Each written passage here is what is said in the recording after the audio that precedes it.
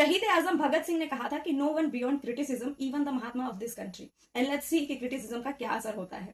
राजधानी दिल्ली में स्टूडेंट्स के ऊपर बैलेट गन के छर्रे चल रहे हैं, आईसीयू में सांसें मौत से लड़ रही हैं और फिर भी कोई शिक्षा मंत्री को छू नहीं सकता है। आखिर क्या है वो 40 साल पुराना राज जो धर्मेंद्र प्रधान को कुर्सी से हिलने नहीं दे रहा। 83 ये सिर्फ एक आंकड़ा नहीं है, ये उन स्टूडेंट्स की गिनती है जो 20 जुलाई 2026 को दिल्ली पर हुए प्रोटेस्ट में लहूलुहान हुए थे। इनमें से स्टूडेंट्स हैं, मासूम बच्चे हैं, महिलाएं हैं। सोचिए एक 25 साल का युवक जिसके शरीर पर 30 से ज्यादा चोटें लगी हैं, एक 21 साल की लड़की जो आज उसी शाम से आज तक आईसीयू में एडमिट है और जिंदगी और मौत के बीच में लड़ रही है।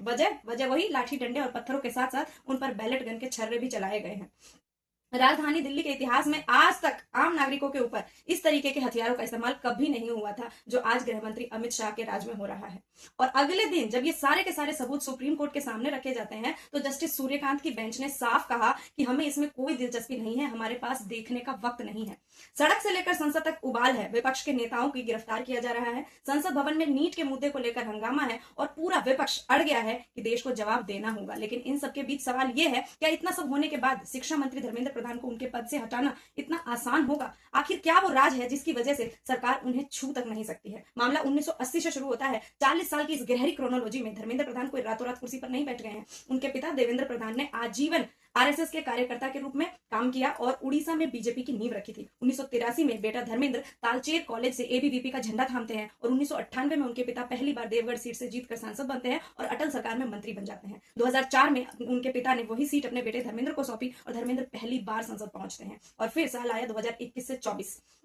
संघ का उन पर इतना भरोसा था कि देश के सबसे बड़े शिक्षा मंत्रालय की सबसे बड़ी चाबी उन्हें सौंप दी जाती है, यानी वो देश के शिक्षा मंत्री बना दिए जाते हैं। उड़ीसा में पिछले 24 सालों से नवीन पटनायक का एक छत्र राज था। धर्मेंद्र प्रधान ने उसी किले को भेद कर बीजेपी की राजनीति को उड़िया अस्मिता से जोड़कर 2024 के लोकसभा चुनाव में उड़ीसा की 21 में से 20 सीटें बीजेपी की झोली में डाल दी। तो मोदी जी उन्हें क्यों नहीं हटा सकते? इसके पीछे आरएसएस का मजबूत बैकअप है। संघ के लिए जो न्यू एजुकेशन पॉलिसी 2020 है वो सिर्फ एक सरकारी नीति नहीं है, बल्कि अगले 50 सालों तक इस देश की यूथ में वैचारिक मतभेद को डालने की एक कोशिश है। और संघ अपने इस एजेंडा को पूरा करने के लिए अपने 40 साल पुराने कैडेट पर भरोसा जता रही है। यही कारण है कि मोदी सरकार धर्मेंद्र प्रधान को आसानी से छू नहीं सकती है। इस तमाम लाचारी के बीच आपको क्या लगता है इस देश के स्टूडेंट्स के पास और कौन सा रास्ता बचा हुआ है? अपनी राय कमेंट में जरूर बताएं। जय हिंद।